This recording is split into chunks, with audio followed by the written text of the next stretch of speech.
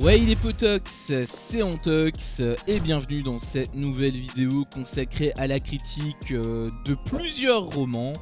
Il s'agit donc de La femme de ménage. Je parle bien évidemment de toute la série complète, hein. Je vous montre pas ça maintenant, mais en effet on va d'abord commencer par le premier tome, hein, bien sûr. Il va y avoir des spoils, hein. Ça va d'ailleurs être beaucoup de spoils, même si je pense pas que la critique va être longue, mais quoi qu'il en soit, je vais spoiler. Donc pour ceux qui n'ont justement pas lu, eh bien dans tous les cas je vous conseille de le lire. Ce sont des bons livres, moi j'ai beaucoup aimé. Bon, on va parler que du premier, au moins lisez le premier. Et je pense que voilà, vous pouvez aimer, en tout cas si vous n'aimez pas. Dans tous les cas ça se lit tout seul, hein. Donc franchement c'est plutôt sympa. Rien que par rapport à ça. Et si jamais vous kiffez, bah dans ce cas-là c'est tout bénef pour vous. Et vous pouvez même peut-être continuer la saga. Maintenant, donc, spoil, hein, je le dis. Premier tome, forcément, comme je pense beaucoup, hein, d'entre nous, du coup, je l'ai lu parce que, eh bien, forcément, j'ai découvert le film, hein, avec Sydney Sweeney. Alors, j'ai pas vu le film, hein, mais justement, je voulais justement lire le livre avant. Et maintenant, c'est chose faite, donc je vais pouvoir justement aller voir le film. Mais donc c'est un petit peu ça qui m'a fait découvrir donc cette saga. Je connaissais pas du tout, donc j'étais quand même assez surpris, assez curieux. Ça avait quand même un potentiel, je trouvais. En plus, je voyais que ça faisait vraiment un gros buzz de malade. Donc parce que apparemment les livres étaient incroyables. Donc je me suis dit pourquoi est-ce que c'est incroyable? J'ai envie de découvrir, tu vois. Donc finalement, bon, il s'est passé plein de trucs, mais ça on s'en fout. On va dire que sur la fin, j'ai finalement cédé aux caprices de Frida McFadden, parce que c'est elle qui a écrit la saga. Je dois reconnaître quand même que j'ai beaucoup aimé.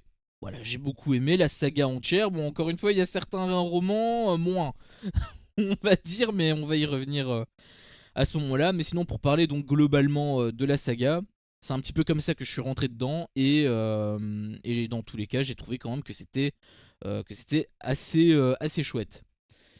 Déjà par rapport au style d'écriture, en fait, c'est assez agréable parce que c'est extrêmement simple et donc c'est assez fluide en réalité. Bon, il y a des problèmes de traduction peut-être, je vois que parfois il manque des mots par-ci par-là, donc c'est un peu bizarre à certains moments. Mais globalement, bon, ça c'est un problème de traduction. Mais sinon, voilà, globalement, dans tous les cas, les livres restent très faciles à lire, c'est très accessible. C'est vraiment en mode limite journal intime.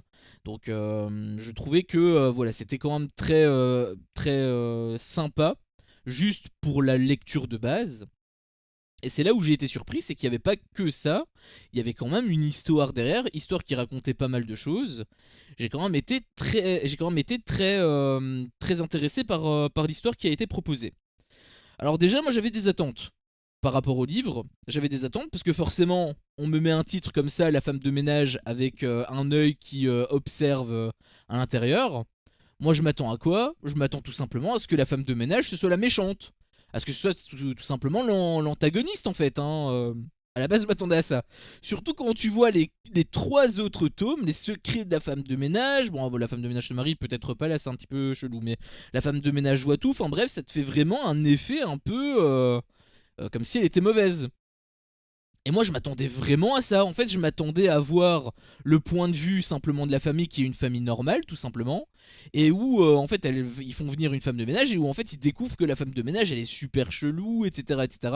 Et qu'ils découvrent peut-être son passé. Enfin bref, là tu peux construire l'histoire comme tu veux. Mais je pensais que l'histoire de base, que l'exposition ça allait être ça. Et finalement pas du tout. Puisqu'en fait la femme de ménage c'est l'héroïne en réalité. Et c'est pas du tout une méchante. Bon, elle a fait des trucs, voilà, pas très cool, mais c'est pour de bonnes raisons. On sait qu'elle a été enfermée, que ça a été une prisonnière pendant 10 ans, qu'elle venait fraîchement d'être libérée, qu'elle galérait du coup à trouver du travail. Ça, c'est quand même pas mauvais ça, parce que ça, je trouvais que ça donnait justement une lumière sur la situation par rapport à ces personnes-là. Ça peut être en effet assez compliqué à cause de ton CV.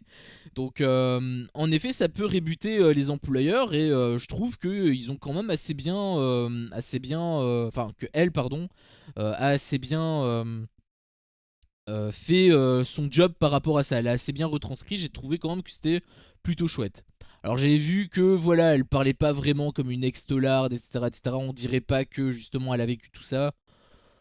Bah en réalité, moi pour le coup je suis pas d'accord avec cet argument parce que je pense que les personnes ont certaines sensibilités et chaque personne sont comme ils sont en fait tout simplement. Donc il n'y a pas de caricature où t'as forcément une manière de parler quand tu sors de tôle.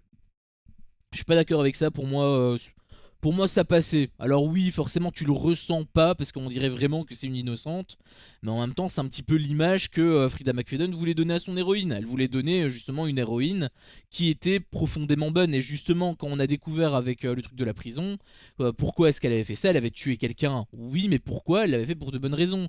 C'est parce qu'il y avait justement son ami qui était à deux doigts de se faire violer. Donc, boum, elle a un petit peu déglingué son agresseur. Et donc en réalité c'est une super héroïne. C'est enfin pas super du coup, mais en tout cas c'est une héroïne au sens propre du terme. Même dans la saga c'est une héroïne.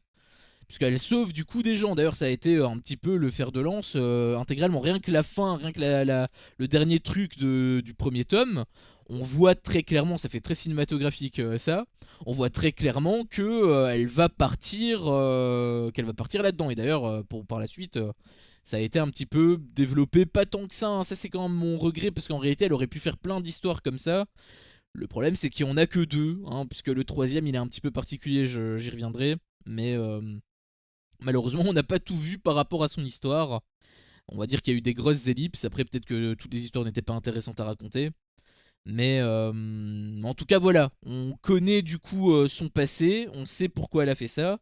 Et j'ai trouvé que ça avait été quand même très intéressant. Pas spécialement. Enfin, si tu prends les éléments en tant que tels, c'est pas forcément le truc qui est le plus intéressant. Mais ce qui est super intéressant, par contre, c'est la manière dont ça a été mis en place. Parce que c'est ça, en fait, le gros point fort pour moi du roman. C'est l'histoire. Je sais qu'il y a des incohérences, on va en reparler. Mais j'ai quand même trouvé que, malgré ces incohérences, ça m'a pas affecté par rapport à ma lecture. J'ai quand même énormément apprécié cette lecture. J'ai ressenti énormément d'émotions. J'étais beaucoup touché par moments. Et ça a été très efficace. Donc même s'il y a des incohérences, notamment sur la fin, on y reviendra, ça fait très Deus Ex Machina d'ailleurs cette fin, ça m'a pas trop plu. Mais au-delà de ça, j'avais quand même trouvé que voilà, l'histoire se tenait, qu'elle était quand même très intéressante. C'était quoi en fait finalement le truc qui était si intéressant? C'est que en réalité, tu vois, tu découvres en fait l'histoire hein, par rapport donc à la famille Winchester avec Nina qui est un peu fofolle, son mari Andrew qui est un cordon bleu et en fait tu découvres en plus assez tôt, hein, c'est au milieu du livre, tu découvres que en fait c'est complètement l'inverse. C'est-à-dire que Nina, elle a tout fait, elle a fait exprès en réalité, parce qu'il y avait un délire avec son enfant où elle a soi-disant tué, elle a tenté de le tuer, et du coup c'est pour ça qu'elle prenait des médicaments et tout. Mais en réalité non, elle s'est complètement faite manipuler, elle s'est complètement faite torturer par justement Andrew, qui lui fait un peu patte blanche de prime abord, mais en réalité pas du tout, c'est un putain de psychopathe le mec. Et... Et en fait, c'était le plan de Nina de retrouver une femme de ménage, en plus elle précisément, puisque justement son CV était très intéressant vu que c'était une tollarde, etc. etc. À la base, son but c'était juste de trouver une femme de ménage qui soit super sexy, comme ça Andrew il se la fait et elle peut se barrer, tu vois. Bon, elle a trouvé en plus un petit truc par rapport à son CV vu que elle était ex-tollarde, donc elle s'est dit peut-être qu'elle va pouvoir le tuer également et comme ça au moins elle sera tranquille. Et c'est bien évidemment ce qui s'est passé. Hein. Après, par rapport justement à ça, c'est sur ce moment-là qu'on a découvert, justement avec le délire de Millie, pourquoi est-ce qu'elle avait été en prison, etc., etc. Et donc, en fait, le puzzle se formait de lui-même, tu vois. À partir de la deuxième partie, on voyait vraiment le point de vue de Nina, et en fait, elle a expliqué son plan, et c'était quand même assez intéressant d'ailleurs, je trouvais. En tout cas, cette façon de faire est intéressante et ça s'est d'ailleurs répercuté sur le deuxième livre, sur le troisième livre aussi, mais d'une façon un petit peu différente. Donc finalement, le premier tome était quand même très chouette. En tout cas à lire, comme j'ai dit, moi franchement j'ai adoré. Et j'ai même chialé par rapport à l'histoire de Nina, parce qu'en fait tu nourris une haine par rapport à ce personnage, vu qu'elle est horrible, ça fait vraiment un peu Cendrillon même. Sauf que quand tu vois son point de vue, tu te dis qu'en fait, mais putain, mais elle a vécu des trucs horribles et qu'en réalité, bah, elle est comme n'importe qui en fait. Et que c'était juste un personnage pour justement essayer de se libérer des griffes de l'autre enculé, tu vois. Donc elle m'a beaucoup touché. Et en plus, il y avait aussi le délire avec Enzo, donc le jardinier. Et il y avait même une petite histoire d'amour entre eux. J'ai été d'ailleurs très déçu hein, que ça a pas abouti. Mais sinon, voilà, j'avais quand même beaucoup apprécié ce qui avait été proposé. Seul petit bémol sur certains points. En fait, justement, par rapport à l'héroïne, je trouve qu'elle fait un petit peu fade. Non pas dans sa manière de réfléchir, etc. Parce que quand elle raconte l'histoire, etc., forcément, tout passe crème. Mais c'est surtout sur la finalité. On me dit que justement, parce que c'est un peu comme ça que la sauce elle monte avec le point de vue de Nina, Millie c'est une extolarde, elle a déjà tué quelqu'un, Andrew ne sait pas du tout à qui il a affaire, donc tu te dis qu'en fait la meuf elle va le déglinguer. Et en réalité c'est un petit peu ce qui s'est passé, puisqu'elle a quand même réussi à retourner la situation et à le faire s'auto-torturer. Parce qu'en fait c'est ça le délire avec le gars, c'est que il a une pièce tout en haut et il torture ses meufs finalement là-dedans. Si jamais il y a un problème, si jamais il y a un truc qui va de travers, hop, tu pars là-dedans et tu vas avoir une punition. Et donc là, Millie, elle a réussi à faire l'inverse, et enfin, elle a réussi à retourner la situation, et elle a réussi à finalement mettre un petit coup de karma, si tu veux, à Andrew. Donc c'était quand même extrêmement stylé en plus, la manière dont elle l'a fait, elle faisait preuve de pas mal de cruauté, etc. etc. Le truc, c'est qu'à la fin, bon, bah, le mec, il est mort, mais il est pas mort parce que Millie, elle a vraiment fait des singeries. Il est mort juste parce que elle a pas ouvert la porte. Donc, je trouvais que ça manquait un petit peu quand même d'impact, honnêtement. Surtout qu'en plus, il s'était passé plusieurs jours, hein, je sais plus combien, 4 peut-être. Il s'était passé plusieurs jours par rapport au moment où Nina s'est repointée dans la maison et où elle a découvert donc le truc. Pourquoi elle est restée? Enfin, je veux dire, elle sait qu'il y a un gars qui est fou malade en haut. Il est bloqué. Prends tes jambes à ton cou, tout simplement. Pourquoi tu restes sur les lieux du crime?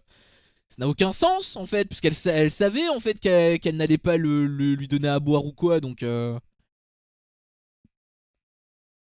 je sais pas.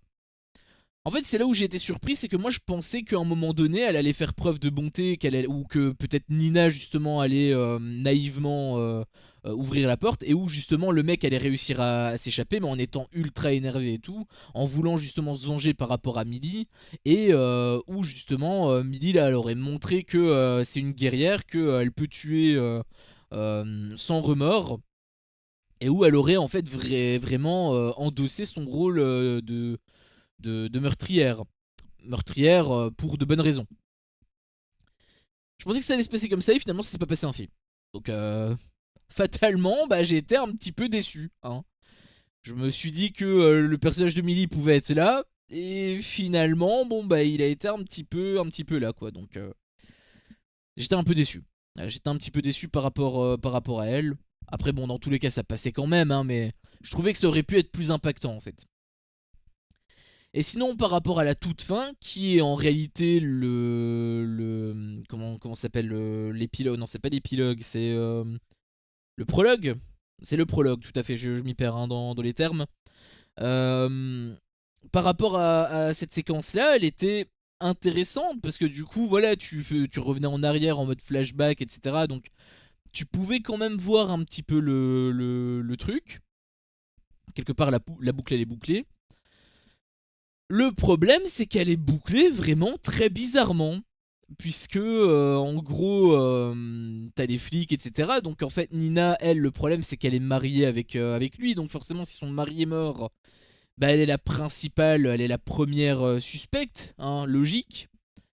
Et elle aurait dû être en prison, hein. On va pas se mytho, là, il y avait tout qui. Enfin, il y avait rien qui la sauvait. Donc, elle était en tôle 100%. Mais non, hein, puisque finalement il s'est passé un petit truc, hein, petit truc qui va quand même avoir une énorme importance. C'est le fait qu'il y a un flic, et que comme par hasard, le flic c'est qui exactement? Eh bien, c'est le père de Kathleen.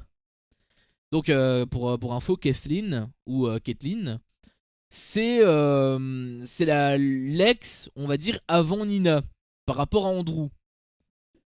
Et bon, ça n'a pas été dit clairement, mais on se doute que justement elle a été également torturée, etc. Et on se doute que le père a découvert la supercherie de Andrew. Donc, pour lui, c'était mérité, c'était une petite vengeance. Et donc, ce qu'il a fait, bah, il a décidé de pas l'inculper, de dire oui, en fait, c'est pas votre faute, Madame Nina, merci, merci beaucoup, vous pouvez partir. Alors, déjà, ça fait quand même une énorme coïncidence.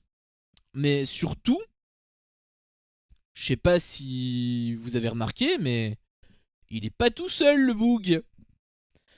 Bon, je sais qu'il y avait des trucs de corruption, etc., qui avaient été set-up dans le livre, mais c'était par rapport à des sous-sous, hein. C'est pas juste parce qu'il y a un flic qui dit ouais, non, mais en fait, ma fille, elle a été niquée par cet enculé, on laisse tomber.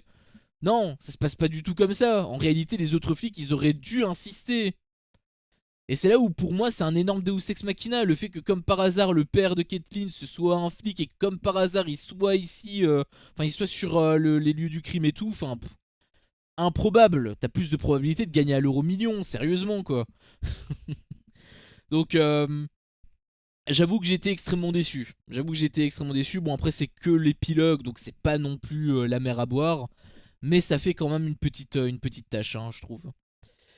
Quoi qu'il en soit, j'ai quand même beaucoup apprécié, donc moi je mets quand même un bon 16 sur 20. Hein, pour le coup, ce livre, 16 sur 20, je lui mets. En plus, on a assorti avec ma couleur de t-shirt, c'est magnifique. Mais il aurait pu vraiment être un gros 18 s'il n'y avait pas eu les deux petits défauts que j'ai dit. Le délire avec la fin qui était vraiment trop Deus Ex Machina et Millie qui aurait vraiment pu endosser le rôle de meurtrière assumée et gagner vraiment beaucoup en charisme. J'aurais énormément apprécié cette façon de faire. Malheureusement, ça n'a pas été le cas. Donc, voilà, personnage un petit peu plus fade que le potentiel lui laissait. Et la fin complètement absurde. Donc, je lui retire 2 points. Je pense quand même que 16 sur 20, c'est quand même une excellente note. Le deuxième livre, Les secrets de la femme de ménage, on est en fait exactement dans la continuité, mais cette fois-ci inverse. Et c'est là où pour moi c'est bien fait en fait hein, de la part de Frida McFadden quand même d'avoir inversé les rôles. Mais en même temps du coup c'est prévisible. Parce qu'en fait toi, t'as lu le premier livre. Le deuxième livre c'est le même schéma. C'est-à-dire que c'est une femme qui se fait battre par son homme, etc., etc. Sauf que tu te doutes que si c'était pour écrire le même livre, elle l'aurait pas fait. Donc tu te doutes que Frida a quand même été plus maligne que ça et qu'elle a justement décidé de jouer là-dessus pour intervertir les rôles. Et moi, bah, forcément, en partant de ce postulat-là, bah, je me suis dit que c'est à ça que je m'attends. Et c'est ça qui s'est passé. Donc automatiquement, t'as plus la même surprise que dans le premier tome. D'ailleurs, même dans le premier tome, en réalité, je pense que c'était quand même prévisible. Mais comme c'est le tout premier truc, j'avoue que moi j'ai pas forcément. Enfin, pour moi il pouvait partir n'importe où en fait, donc c'était pas aussi sûr. Par contre pour le deuxième tome, si en fait c'est simple, si dans le deuxième tome il faisait pas ça, c'est qu'il faisait un copier-coller du premier, c'est que c'était tout simplement fade as fuck, tu vois. Parce que là le truc c'est que c'était assumé en réalité, donc il y aurait même pas eu de retournement de situation. Donc c'était obligé que ça se passe comme ça. Et ça s'est passé comme ça. Donc finalement, j'étais quand même un petit peu déçu par rapport à ça. Bon, c'était quand même cool, hein. Les personnages étaient quand même pas mal attachants. C'était par rapport donc au Garrick. Je sais plus exactement comment s'appelaient les gens. Ah oui, c'était Douglas et il y avait qui d'autre? C'était la meuf, c'était Wendy, je pense. C'est Wendy, tout à fait. En fait, c'est Wendy donc qui est la méchante. Elle se fait passer pour la meuf malade et en réalité, elle se fait aussi passer pour la meuf qui se fait battre par donc son mari. Donc merde, j'ai oublié son comment il s'appelle encore ce connard Douglas. Voilà, mais merci beaucoup de m'avoir aidé. Je suis sûr que vous m'avez aidé. Et donc elle a elle a un petit peu cette histoire là. Et donc forcément, Millie, elle peut pas laisser faire ça puisqu'elle a endossé clairement le rôle de la femme de ménage qui libère, parce que c'est ça en fait qu'elle faisait. En gros, elle était prise pour faire femme de ménage pour une famille, et en fait, c'est on va dire une sorte d'espionne si tu veux pour extraire la femme et la sauver. Et donc, elle a fait la même chose ici. Sauf que bah, le truc, c'est qu'elle s'est faite complètement manipuler. Puisque en réalité, c'est tout un stratagème que Wendy a fait pour pouvoir toucher l'argent de son mari, parce qu'il est extrêmement riche. Et donc, elle, ce qu'elle voulait, c'était tout simplement que Douglas meure. Et foutre sur le dos donc de sa femme de ménage. Sauf que le plan n'a pas forcément marché comme prévu. Il y a eu pas mal de problèmes par rapport au plan de Wendy. Et donc finalement, bon, bah déjà, elle s'est retrouvée sans rien. Hein, donc si elle n'était pas morte à la fin, elle se serait retrouvée sans rien. Mais de toute façon, comme j'ai dit, elle est morte. Donc elle a littéralement tout perdu. Hein. C'était quand même assez triste quelque part pour elle, mais en même temps, j'allais dire bien fait pour sa gueule. Pour le coup, en fait, Frida, elle a quand même réussi à t'inverser le rôle, en tout cas la perception que t'as des personnages. C'est-à-dire que tu savais quand même que ça allait, comment ça allait se passer, enfin que ça allait se passer de cette manière, enfin que ça allait se produire, mais tu savais pas comment. Et finalement, quand elle a expliqué le point de vue justement de Wendy, qui a exactement le même schéma hein, que le premier tome, où partie 1, t'as le point de vue de Millie qui expose tout le truc, partie 2, point de vue de Wendy, enfin point de vue du deuxième personnage, et partie 3, résolution. Et en fait, ici, bah le truc c'est que le point de vue de Wendy, on voit qu'en fait c'est une connasse, qu'elle est là juste pour le fric, et qu'elle elle était même prête à tuer quelqu'un pour l'argent. Alors, pour le coup, voilà, elle a quand même ses raisons, etc., qui étaient un peu touchantes, même si, bon, voilà, j'ai trouvé quand même que c'était pas ouf, hein. Mais c'est surtout le personnage de Douglas, parce qu'il a l'air d'être profondément bon, en fait, alors que pourtant c'est un mec riche. Donc elle a quand même réussi à te retourner le truc et à le rendre quand même cohérent, cette partie-là. Donc, ça, pour le coup, j'avais quand même apprécié. Je trouvais que les personnages étaient quand même plutôt bons, sauf malheureusement Millie, qui elle fait plein de trucs et pourtant elle est pas particulièrement plus forte que ça. J'ai l'impression que elle a toujours un petit peu la même la même façon d'être. Alors sur le troisième tome ça a changé quand même. On a vu une petite évolution, mais en tout cas pas sur le deuxième. En tout cas beaucoup moins. Donc par rapport à ça, j'avoue que pour moi c'est une déception, d'autant plus qu'à la toute fin, au même titre que dans le premier tome. Bon, là c'est encore pire, puisque c'est même pas elle qui tue en fait Wendy. C'est-à-dire que quand elle arrive pour se venger, etc., bon, elle a quand même bien fait Frida, parce que tu pensais que c'était Millie, et en fait c'est pas du tout Millie. C'est parce que le mec qui interprétait Douglas, parce qu'en gros le mec qui frappait Wendy, il se faisait passer pour Douglas, sauf que c'était pas Douglas, c'était l'amant de Wendy. Et l'amant de Wendy a une femme à la base, qui était d'ailleurs qui est la secrétaire de Douglas, et donc c'est la secrétaire qui tue bah, son mec, en fait son mari, qui était en train de la tromper, et Wendy qui était la tentatrice. Et donc la fin, eh bien c'est pareil, Millie qui n'a pas vraiment tué, c'est encore pire, parce que là elle avait quand même tué dans le premier tome, là elle l'a même pas tué. Là c'est vraiment... c'est carrément les autres personnages qui doivent le faire. J'ai trouvé que ça rabaissait un petit peu le truc. J'ai trouvé que c'était quand même vachement dommage cette façon de faire. Bon après c'est dans la continuité du tome 1, parce que forcément à partir du moment où tu mets un personnage comme ça, tu peux pas le mettre d'un coup en mode ultra badass. Là je peux aussi comprendre. Mais j'aurais aimé qu'il y ait quand même une petite évolution. Parce que là, on dirait vraiment qu'elle est en mode ultra naïve. Après, le fait qu'elle était naïve, ça pour le coup, c'était quand même assez intéressant. Mais je trouve que ça a été mieux fait dans le troisième tome. Alors que ici, bon. Ok, d'accord, elle pouvait pas vraiment savoir non plus qu'elle se faisait manipuler. Hein, mais. Est-ce que justement, la manière dont elle réfléchissait, on dirait que c'est pas une femme forte en fait. Dans sa manière d'être, le fait qu'elle s'écrase, etc. Je trouve que dans le premier tome, pour le coup, c'est un peu logique parce qu'il y a son passé justement de Tollard qui fait que ça l'oppresse. Ici, bon, c'est pas trop mentionné, en tout cas beaucoup moins. Et bah surtout, je trouve qu'elle aurait pu être plus impactante. J'aurais préféré qu'on voit justement... parce qu'elle a déjà fait plusieurs missions comme ça, donc elle devrait être plus habituée, tu vois. Là, on dirait qu'elle vit des émotions comme si c'était la première fois, mais c'est pas la première fois, tu vois. Donc, j'étais quand même déçu. Bon, j'ai quand même, voilà, la lecture était quand même très fluide et tout, hein, je suis quand même content par rapport à ça. Mais j'ai trouvé que voilà, la fin elle était un petit peu décevante. Le personnage de Millie est un petit peu, encore une fois, rétrogradé. Je trouve que c'est pas forcément fou. Bon, au moins il n'y a pas de Deus Ex Machina de merde, hein. Enfin, encore que. Bon, non, c'est pas un Deus Ex Machina. Mais quand même, te mettre justement la secrétaire qui était toute mignonne, etc., qui bute un mec. Enfin, qui bute deux personnes, même, hein. On dirait vraiment un ninja, la meuf, hein, à la fin. J'ai un peu de mal à le croire quand même. Mais bon, c'est au moins. C'est moins abusé que dans le premier tome, ça c'est vrai. Bon, dans tous les cas, je lui mettrai quand même une moins bonne note. Je lui mettrai 15 à ce roman. 15 sur 20. Comme je l'ai dit, j'ai quand même apprécié la lecture. Mais ça aurait pu être vraiment beaucoup mieux. Ça aurait pu être vraiment beaucoup mieux. Ensuite, oh là là, alors là, on va passer à un morceau, hein. La femme de ménage se marie. Alors lui, par contre, je l'ai pas aimé, hein. Déjà, bon, vous le voyez, je pense, hein, c'est un tout petit roman. C'est pas pour ça que je l'ai pas aimé. Si je l'ai pas aimé, c'est parce que ça ne raconte absolument rien. En gros, pour vous expliquer, c'est une nouvelle. Ou une novella, ça dépend, je pense que c'est plutôt une novella. En tout cas, voilà, c'est une histoire qui est courte et c'est, on va dire, un petit bonus. Parce que, en réalité, c'est 3 tomes. Les romans La femme de ménage, normalement c'est censé être 3 tomes. Et en fait, ça a été fait par après, justement, cette nouvelle. Parce que le troisième tome, ça se déroule 20 ans, je pense, après le tome 2. Alors, je sais plus si c'est 20 ans, mais il y a un délire, c'est peut-être 19 ans ou un truc comme ça.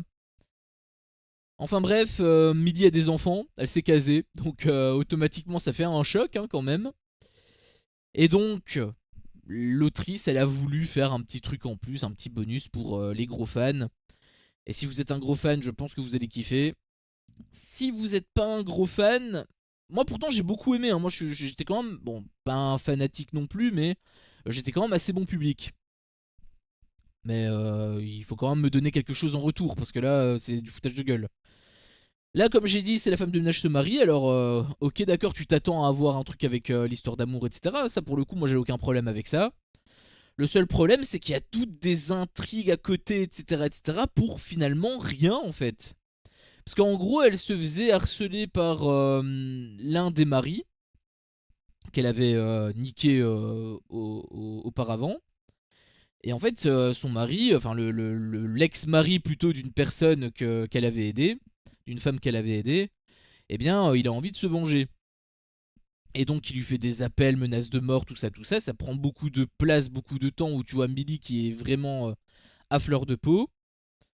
Bon, là, pour le coup, c'est un petit peu logique aussi, hein, qu'elle soit à fleur de peau, parce qu'elle a quand même un mec, elle a également un bébé, donc ça lui met quand même dans une position assez inconfortable. Donc, le fait qu'elle soit pas non plus trop badass, c'est quand même normal. Mais je trouve quand même que bon bah déjà l'histoire n'a abouti à rien, parce que juste à la fin il se fait casser la gueule dans les chiottes par Enzo.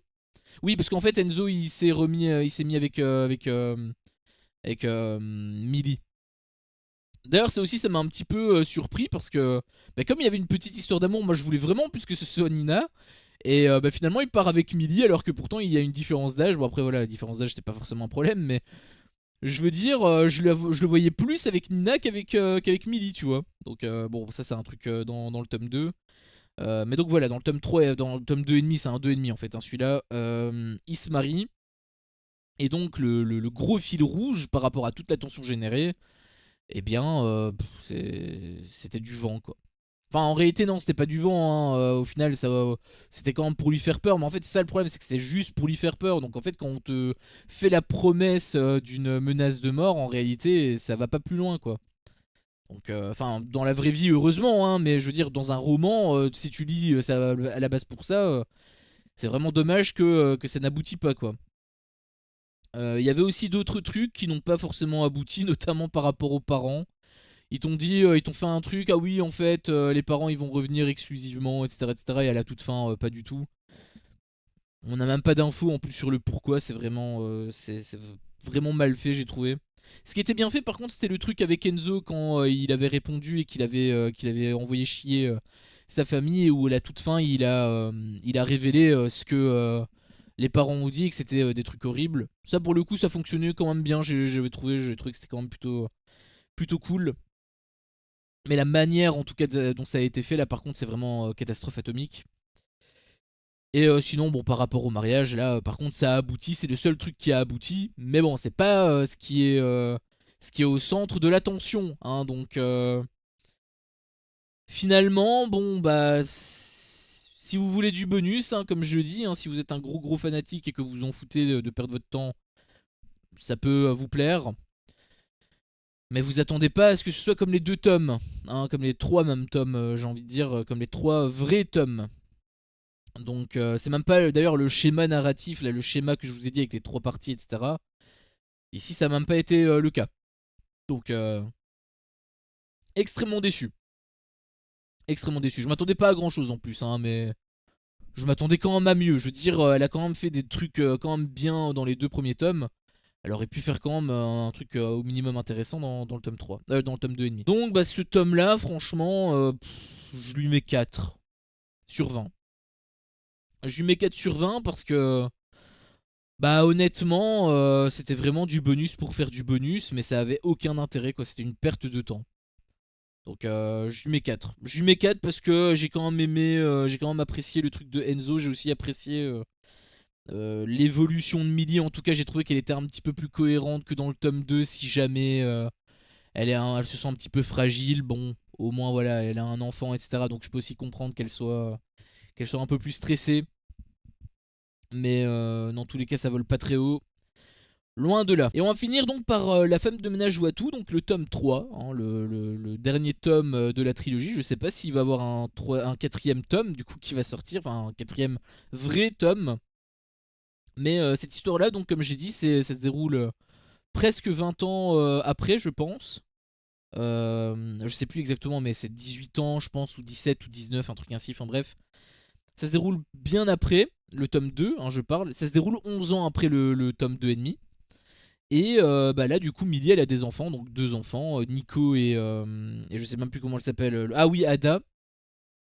Nico et Ada, mariés aussi, bien sûr, avec Enzo, hein, toujours. Et elle a réussi enfin à avoir ce qu'elle voulait, c'est-à-dire à avoir une maison dans un lieu tranquille, etc., etc. Parce que dans le tome 2, on avait vu qu'elle habitait dans un truc, un bled pourri du Bronx avec un appartement miteux, un tout petit truc qui a en plus un coin mal famé. Donc elle voulait un peu de tranquillité par rapport à sa famille. Elle a réussi finalement à trouver chaussure à son pied. Donc finalement elle a pu emménager là-bas. Et il s'est passé pas mal de trucs, notamment par rapport aux voisins, puisque du coup c'est eux les méchants. Enfin surtout le voisin. Et bah honnêtement par rapport à ça, on aurait pu s'y attendre. Si vous l'aviez prévu, bah je peux comprendre. Moi à la base je pensais pas que ça allait être ça, je pensais que ça allait être plutôt la meuf un petit peu chelou.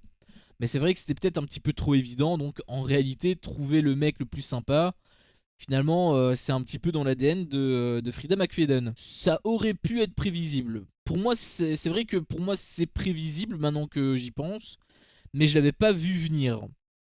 En tout cas pas de cette manière, donc j'avais trouvé que c'était finalement relativement bien fait. En fait, moi, le truc, c'est que je pensais vraiment que l'enfant de Janice, donc la folle dingue, je pensais que c'était lui l'enfant qui était kidnappé. Bon, quand on a eu la partie Ada, j'ai très bien compris que c'était Jonathan. Mais par rapport au début, quand ça a commencé un petit peu, quand les pièces étaient un petit peu dispatchées dans le désordre, et que je devais un petit peu trier. Au début, c'est ce que je pensais. Parce qu'elle elle tenait son fils en laisse, etc. etc. Donc, moi, je pensais que c'était ça. Et finalement, ça l'était pas du tout. Finalement, c'était Jonathan. Donc, quand Ada a expliqué son point de vue, bah là, j'ai très rapidement compris où ça allait aller. Dans tous les cas, l'histoire était quand même assez intéressante. Le délire où là elle a encore réussi à changer quand même le message, parce que le premier message c'était par rapport au tome 1, le premier message c'était par rapport aux hommes violents, le deuxième message c'est par rapport aux meufs qui sont là que pour l'argent, le troisième message c'est le fait qu'il faut toujours utiliser des couteaux pour tuer des souris. Non, en fait, il n'y a pas de message, mais bref, celui-là, on s'en fout. Mais celui-là, du coup, c'est qu'il faut faire attention à ces gosses.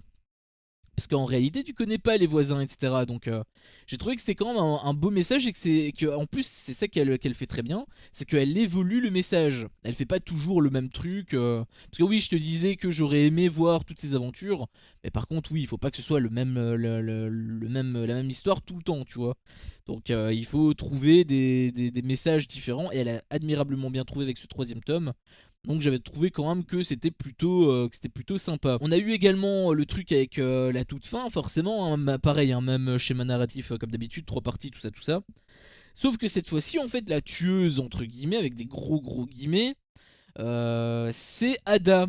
C'est-à-dire que quand Jonathan se fait tuer, la police enquête et du coup, il y a tout un délire avec Enzo et donc il te l'embarque. Et là, pour le coup, j'avoue que je commençais à ne pas comprendre. Je commençais à plus rien comprendre. Elle avait réussi un petit peu à me refaire le même effet que dans le tome 1, c'est-à-dire que dans le tome 1, j'avais le cerveau qui était complètement retourné. Elle a un petit peu fait le même truc. Alors en moins efficace quand même, parce que au début, son délire, c'était de faire croire que Enzo était en train de tromper sa femme avec Wendy. Alors honnêtement, ça aurait pu être possible, hein, t'aurais pu y croire, etc. Mais seulement tu peux y croire que si tu lis le tome 3 et pas les 2 premiers. Parce que tu vois en fait que. Enfin, peut-être pas dans le premier, parce que dans le premier, il n'y a pas d'histoire d'amour avec Millie. Mais si t'as pas lu le deuxième tome, tu peux y croire. Mais si t'as lu le deuxième tome, par contre, tu peux pas y croire. Tu peux pas te dire que Enzo. Parce que le mec, ça se voyait qu'il était fou amoureux. Et il est toujours d'ailleurs.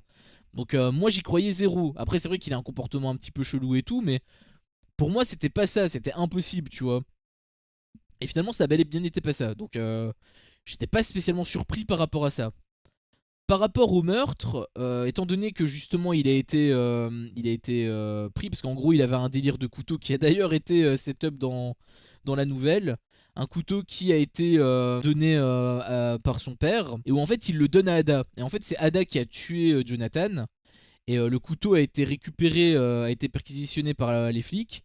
Ils ont trouvé qu'il y avait le sang de Jonathan, et comme justement il y a ses initiales sur le couteau, ils en sont venus à la conclusion que tout simplement c'était Enzo qui l'avait tué.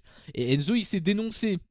Donc là tu peux te dire que ah bah en fait il a vraiment tué, sauf qu'en fait quand tu vois le point de vue d'Ada, tu vois qu'en réalité le couteau il lui a donné.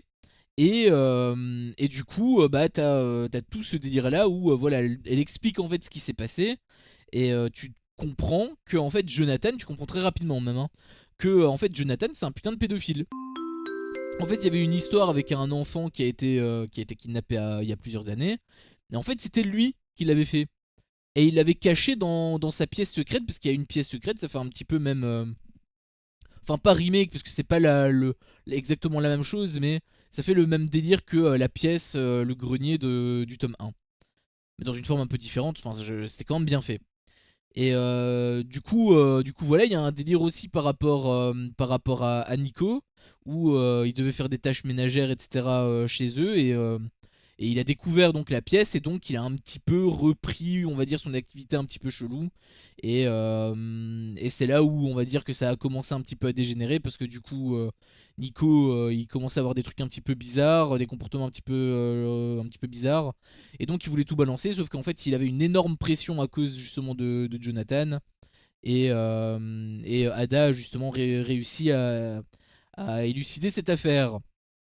Sauf que quand elle a voulu justement mettre un terme, euh, en disant clairement que voilà, tu t'approches plus de mon frère, tout ça. En fait, elle s'est laissée un petit peu. Enfin, elle a découvert la pièce aussi. Elle a découvert justement le truc avec le lit, etc., etc. Donc, elle est venue à la déduction avec en plus la trace de sang, vraiment dégueulasse, hein. Il faut à un moment donné nettoyer, je sais pas. En plus, il a l'air d'être extrêmement clean sur lui et tout, donc je suis assez surpris qu'il ait pas qu'il ait pas nettoyé cette grosse flaque de sang séchée. Mais y a pas que ça comme problème, il y en a d'autres, je vais y revenir. Mais en tout cas, voilà, elle était en plein milieu donc de la pièce, et bah, Jonathan l'a découvert. Donc il voulait justement la kidnapper, et elle s'est pas laissé faire, elle a sorti le poignard, elle l'a donc poignardé. Ensuite, elle s'est barré, et c'est comme ça donc qu'il est mort. Alors il est pas mort exactement comme ça, en fait il y a eu un autre truc, je vais y revenir aussi. On fait les choses dans l'ordre s'il vous plaît, un petit peu de concentration. Bon, donc ça c'était par rapport à toute l'histoire de Ada, et donc il y avait aussi un délire par rapport aussi à la liberté de Enzo, parce que du coup c'était tout l'enjeu de la troisième partie, et donc il y a eu un retour de certains personnages, notamment Cecilia, donc la fille du tome 1. Franchement, quand ils l'ont réutilisé, enfin quand elle l'a réutilisé, j'ai chialé comme un bébé. Je me suis dit, oh putain, en fait, il y a une évolution de fou par rapport à ce personnage-là a plus d'évolution que Millie. Il faut bien s'en rendre compte. Enfin, par rapport aux deux premiers tomes. Par rapport au tome 3, Millie, je l'ai trouvé quand même beaucoup plus juste. Parce que comme elle avait des enfants, forcément, elle était un petit peu plus, entre guillemets, ramollie. Et surtout, maintenant, elle a des failles, en fait. Autant avant, bon, elle était livrée à elle-même, elle avait pas forcément d'attache particulière. Là, par contre, elle a des enfants. Donc forcément, c'est une pression supplémentaire, tu vois. Donc j'avais trouvé que c'était quand même très bien fait cette partie là. Et la troisième partie aussi par rapport à Cecilia, bon c'est peut-être un petit peu, voilà, c'est peut-être un petit peu pour faire plaisir aux fans. Mais en tout cas voilà, j'avais trouvé que voilà, elle liait également d'autres trucs, donc c'est quand même plutôt chouette. Et même à la toute fin, elle avait parlé de sa mère qui avait rendez-vous avec le flic. Donc Ramirez, donc c'est le flic qui était dans le 2, qui est devenu un bon ami à Millie. Enfin bref, je vous épargne les détails, mais il y avait même eu ce petit lien là, donc voilà, je me suis dit ah bah c'est quand même cool, la meuf elle a quand même vécu des gros trucs, et finalement elle peut quand même se taper un homme bien, donc c'est quand même plutôt positif tout ça. Mais du coup comment on fait pour disculper Enzo? Eh bien tout simplement on te fait un stratagème où on te met tout simplement une innocente en tôle, et on fait tout porter sur l'innocente. Alors innocente, bon voilà, elle était quand même au courant de ce qui se passait avec Jonathan, mais être juste au courant et ne pas forcément être trop d'accord avec ce qu'il fait, même si tu l'as pas dénoncé, bon bien évidemment c'est quand même horrible, mais c'est quand même beaucoup moins grave qu'un meurtre, je trouve, même si c'est quand même bien, enfin si c'est encore une fois pour raisonnable on va dire, hein, mais c'est pas le même poids je trouve, et c'est là où la fin moi m'a dérangé par rapport à ce tome, parce que le truc c'est que je me suis dit que tout simplement ils allaient proposer ça à Wendy, pas à Wendy, merde comment elle s'appelle, à chaque fois il y a des noms différents donc forcément je m'y perds un peu. À Suzette, voilà, merci beaucoup de m'avoir rappelé, je sais très bien que vous l'avez fait. Et le truc c'est que je pensais que quand ils allaient faire cette proposition à Suzette, je pensais que ils allaient quand même jouer des émotions pour la faire passer pour une innocente, histoire de faire réduire sa peine, et que ça allait servir d'ailleurs d'argument. Par exemple, t'es complètement foutu ma belle, mets ça sur ton dos, on va t'aider pour justement réduire ta peine au maximum, et du coup tu devras peut-être purger que 1 an. Et donc elle, moi je pensais qu'elle allait tout simplement accepter par rapport à ça, et que donc t'as Ada et Nico qui allaient en faire des caisses. Merci beaucoup Suzanne, merci beaucoup Madame Lowell, vous nous avez sauvé la vie, etc. etc. Et que du coup le juge il allait être un peu attendri, il allait dire ok d'accord, peine réduite 2 ans ou 1 an ou une connerie ainsi. Mais finalement non. Finalement ils en ont même pas parlé, ils ont juste fait un putain de gros chantage, et basta. Donc pour le coup j'avais trouvé que c'était en plus pas ouf par rapport au flic qui se veut être un flic honnête, etc. Bon finalement il fait chanter les innocents. Bon à moitié innocent on va dire. En tout cas c'est pas pour cette raison là qu'elle est coupable. C'est pas pour avoir tué Jonathan. Donc je trouvais que ça empiétait un petit peu sur le personnage de Ramirez. Je trouvais que c'était pas forcément ultra judicieux par rapport à Millie également. Je trouvais que voilà, il y avait c'était pas forcément dingue cette façon de faire en tout cas. Et surtout par rapport à la toute fin, ça m'a un petit peu fait chier. Bon, il y avait tout ce délire avec Martha qui était quand même assez intéressant par rapport à Enzo. Et même par rapport à toute l'histoire avec Enzo, hein, par rapport à son délire où en fait Martha était une femme battue et donc il voulait l'aider, etc., etc. Ça c'était quand même bien fait. Et par contre, le truc qui m'a fait chier, c'est à la toute fin où en fait c'est elle qui a tranché la gorge, c'est elle qui a tué Jonathan. Alors, je préfère cette fin là à la fin de où c'est Ada qui a buté un mec. Clairement, ça, quand je l'ai vu en plus au tout début, j'ai un petit peu grincé dedans. Je me suis dit, oula, ça a intérêt à être ultra logique parce que sinon je vais pas apprécier. Bon, au final, ça a été ok, tu vois. Mais ça faisait quand même chier de me dire qu'une gamine de 11 ans avait buté un homme. Autant Millie, elle en avait 17 quand elle avait fait ça, donc elle était quand même plus adulte que enfant. Elle, par contre, c'est vraiment enfant, quoi. J'étais pas forcément ultra convaincu. Même rien que par rapport au fait qu'elle ait planté le couteau dans le ventre de Jonathan, franchement, ça j'ai même un petit peu de mal à y croire, mais quoi qu'il en soit, bon, j'ai envie de te dire pourquoi pas. Par contre, tuer, clairement non. Sachant qu'en plus c'était un tranchement de gorge, etc. Enfin bref, pour moi c'était juste pas possible. Et bah en effet, c'était pas possible puisque c'était Martha qui l'a fait. Et c'est là où j'étais aussi déçu puisque bah du coup ils ont voulu reboucler un petit peu la boucle en te disant voilà la femme de ménage, personne ne la soupçonne, blablabla. Est-ce que c'est une bonne fin? Est-ce que c'est une mauvaise fin? Je sais pas. Quoi qu'il en soit, j'ai pas apprécié autant que les deux premiers tomes. Même si j'ai quand même apprécié relativement l'histoire, j'avoue qu'il y a une différence par rapport surtout aux enfants et ça m'a un petit peu dérangé. Voilà, je dois le reconnaître. Vraiment, t'as Millie qui n'est plus trop dans le coup en fait. On a quand même son point de vue, mais c'est juste pour faire l'exposition de la partie 1 qui prend du temps. Hein, dans tous les tomes, hein, cette partie 1 prend du temps. Et je trouvais que c'était dommage que du coup Millie n'était plus que l'ombre d'elle-même.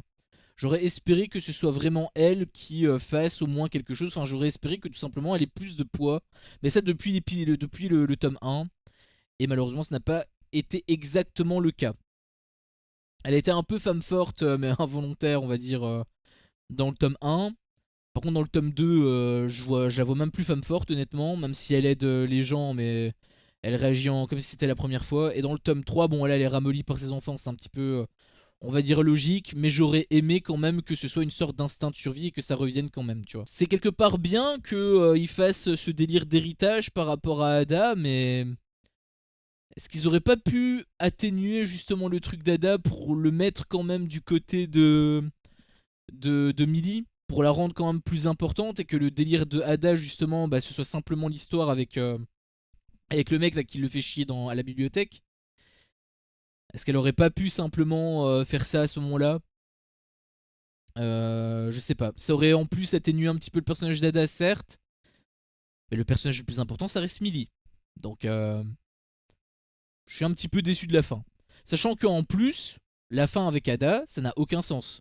Parce que la meuf, elle vient dans la maison de Jonathan, etc. Pour faire les menaces, là, comme je l'ai dit.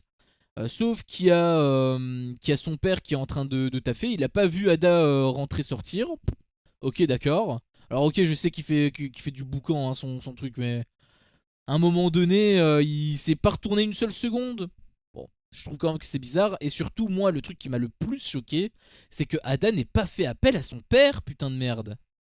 Ok, elle a promis à Nico de rien dire, mais t'en as rien à foutre. Si t'as un putain de pédophile qui est ton voisin et qui en plus a fait des trucs horribles à Nico, mais balance la purée, quoi. Dis directement tout. Mais bon, si elle avait tout dit, forcément, il y aurait plus eu d'histoire. Donc, ça n'a pas été le cas. Et c'est pour ça que justement j'étais un poil déçu. Alors j'ai quand même apprécié la lecture, mais j'ai beaucoup moins apprécié que les deux premiers tomes par exemple. Bon, il y a quand même des points positifs, j'ai quand même été content à certains égards. Donc je lui mettrai quand même 13 sur 20. 13 ou 14, mais je pense que je lui mettrai quand même 13 sur 20 donc pour le dernier tome. Et c'était quand même une excellente saga, en tout cas pour les trois vrais tomes. C'était de bons livres, j'ai quand même pris mon pied, mais ça aurait pu être beaucoup mieux. Ça c'est mon petit regret, c'est que vraiment ça avait un potentiel pour être vraiment beaucoup mieux. Malheureusement elle s'est pas dirigée là-dessus. Et je parle même pas de mon idée de base avec le délire de femme de ménage, que ce soit la méchante, etc. Je m'attendais même pas à un truc comme... Même si c'est pas le cas, ça aurait pu quand même être bien meilleur par rapport aux petites idées que j'ai données, par rapport à Millie, que tout simplement elle a une évolution. Typiquement, Ada a limite plus d'évolution avec la fin du tome 3 que Millie dans les deux premiers tomes, quoi. Donc, vraiment triste. Vraiment, je trouve que c'est quand même assez triste. Mais sinon, j'ai quand même pris mon pied. Donc n'hésitez pas vous à aller le lire, hein, aller les lire même, je pense que vous pouvez quand même kiffer. Par rapport au film, j'ai quand même hâte d'aller le voir, de le découvrir un petit peu pour voir comment ils ont fait, parce qu'ils peuvent faire un truc assez intéressant, je pense pas qu'ils vont le faire. Mais ils peuvent faire un truc assez intéressant, c'est de tout simplement donner donc l'histoire de base du tome 1, bon c'est normal, mais de couper la raison du meurtre que Millie a commis quand elle avait 17 ans. C'est-à-dire que juste, t'as Nina qui dit voilà, elle a commis un meurtre, et que c'est pour ça qu'elle l'a pris, et ensuite, boum, elle le bute, etc. Et même peut-être que dans le film, il aura ce délire comme je voulais, avec une Millie qui s'assume réellement par rapport à ça. Si c'est le cas, moi, pour moi, ce serait limite mieux le film que le livre. Hein. Et pourtant, c'est extrêmement rare. Après, je sais pas, donc on verra. Et du coup, bah, s'ils font ça et qu'ils coupent justement la raison du meurtre qu'elle avait commis à 17 ans, ils pourraient justement le répercuter sur le deuxième livre. Parce que je trouve que ça aussi, ça aurait été mieux, pour moi, hein, encore une fois, ce n'est que mon humble avis. Pour moi, ça aurait été mieux que justement on ne sache pas que Millie, enfin, si jamais tu veux faire une Millie un peu dark, qu'on ne sache pas c'est quoi le truc, la raison de son incarcération, et que tout simplement tu l'expliques plutôt dans le deuxième tome. Je trouve que ça aurait donné un petit truc en plus. Ça t'aurait fait cogiter sur le tome 1, et quand t'aurais eu l'info sur le tome 2, tu te serais dit ah oui, en fait, non, elle était quand même noble, etc. etc. Mais bon, vu que c'est une petite gentille, bon, finalement, c'est pas. Elle est pas partie là-dessus. Aussi, j'ai pas parlé, mais par rapport à la toute fin avec Martha, il y avait également ce délire où en fait c'est elle qui a fait appel. D'ailleurs, c'était assez touchant cette partie-là où en gros, comme elle se faisait un petit peu maltraiter par son mari, c'était elle qui avait appelé Millie à la rescousse. Et en fait, au tout début, tu vois qu'elle est un peu bizarre et tout, qu'elle vole en plus, etc. Du coup, Millie, elle est pas forcément trop contente par rapport à elle, elle est méfiante, et c'est un peu normal, tu vois, parce que c'est une fuineuse aussi et tout, donc c'est un peu chelou. Et en fait, tu découvres par après, et elle a encore réussi à faire un petit peu cet effet-là, comme par rapport à Nina Winchester et comme par rapport à Douglas Garrick dans le 2. Elle a réussi à rendre un personnage que tu n'aimais pas forcément, enfin en tout cas que moi je n'aimais pas forcément, elle a réussi à te l'attendrir. Parce que quand Martha, quand j'ai découvert l'histoire de Martha, je me suis dit ah oui merde putain, en réalité culpabilité, tout ça, et même Millie d'ailleurs elle avait ça. Mais j'ai trouvé quand même que c'était super chouette d'avoir fait ça. Et elle avait aussi rebouclé la boucle en plus avec justement le fait que bah, le garçon qu'elle a buté quand elle avait 17 ans, bah en fait c'était l'un des mômes que Martha avait dans la maison où elle travaillait il y a 20 ans. Et donc, elle connaissait l'histoire de cet enculé. Il s'est fait tuer par Millie. Et c'est comme ça qu'elle savait par rapport à Millie et qu'elle voulait faire appel à elle en gros. Donc j'ai trouvé quand même que c'était plutôt intéressant ce délire là. Là tu peux aussi te dire ouais mais en Tux c'est un petit peu comme avec le flic dans le tome 1. Pas réellement. Parce que là, du coup, il s'est passé du temps. Déjà, il s'est passé 20 ans entre temps. Donc, ça atténue quand même la part de Deus Ex Machina, la part de probabilité. Et surtout, c'est juste pour expliquer comment ça se fait que Millie, elle a pu se dégoter une baraque pareille. Parce qu'en réalité, il y avait 10% de réduction. Et c'est parce que Martha avait dit qu'il y avait des dingueries par rapport à la toiture, etc., etc., et que tous les acheteurs finalement se sont rétractés. Bon, ça c'est un petit peu bizarre aussi, hein. Par contre, c'est vrai que voilà, ça c'est peut-être une petite incohérence en effet, mais l'importance est moins grande qu'avec le flic dans le tome 1. Là, c'est littéralement un personnage principal qui se fait sauver miraculeusement grâce à ça. Alors que ici, bon, c'est juste pour expliquer le début. C'est une incohérence en réalité. Enfin, c'est même pas une, c'est peut-être pas forcément une incohérence, mais en tout cas, voilà, ça aurait peut-être pu être mieux fait parce que voilà, pourquoi est-ce que Martha aurait le nom des gens, etc. Enfin bref, ça c'est peut-être un petit peu, un petit peu chelou. Il me semble qu'elle avait récupéré par rapport à Suzette parce que c'est une agent immobilier. Donc peut-être que c'était comme ça, mais après je sais pas si les agents, si tout le monde a ces infos là, parce que c'est pas elle en fait l'agent immobilier, donc bon, je suis pas agent immobilier après, donc je sais pas. Pour ceux qui le sont ou qui connaissent le métier, n'hésitez pas à me dire dans l'espace commentaire. Mais quoi qu'il en soit, j'avais quand même apprécié ce délire-là. Donc, c'était quand même quelque part sympa. Tu sais quoi, j'ai même envie d'être gentil, je mettrais même un petit 14 sur 20 par rapport à ça. C'est vrai qu'il y a eu pas mal de trucs assez intéressants. Donc voilà, c'était globalement mon avis là-dessus. Très longue vidéo, en même temps on a parlé de 4 livres, hein, donc c'est peut-être un petit peu normal, mais... quoi qu'il en soit, voilà, très très bonne saga, je vous le conseille. Je pense que vous pouvez aimer, même si vous n'aimez pas, comme je l'avais dit, vous pouvez quand même le lire très aisément. Donc tout simplement, n'hésitez pas. N'hésitez pas aussi à liker la vidéo, hein, à vous abonner si jamais ça vous a plu. Et n'hésitez pas également bien évidemment à me faire part de votre avis dans l'espace commentaire. Sur ce, je vous dis tout simplement à la prochaine pour une prochaine vidéo. Ciao.